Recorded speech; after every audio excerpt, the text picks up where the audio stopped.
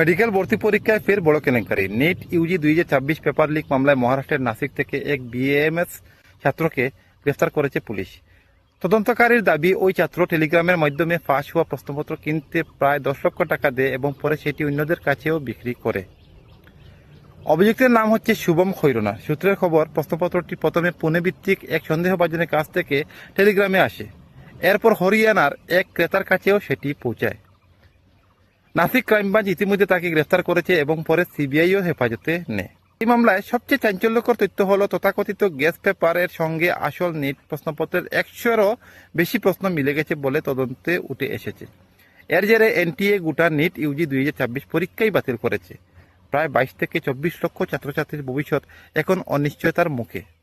ভারতের বিভিন্ন রাজ্যে ছড়িয়ে থাকা অন্তত 45 জনের একটি বড় নেটওয়ার্কের খোঁজ পেয়েছে তদন্তকারী সংস্থাগুলি।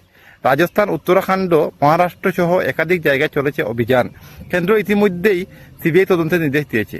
বারবার নিটের মতো জাতীয় স্তরের পরীক্ষায় প্রশ্ন ফাঁসের ঘটনা শুধু ছাত্রদের ভবিষ্যৎ নয়, পুরো শিক্ষা ব্যবস্থার বিশ্বাসযোগ্যতাকেই প্রশ্নের মুখে দাঁড় করাচ্ছে।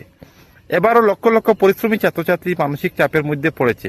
এখন প্রশ্ন একটাই, শুধু গ্রেফতার করলেই কি হবে? সরকারের আরও কড়া পদক্ষেপ নেওয়া জরুরি।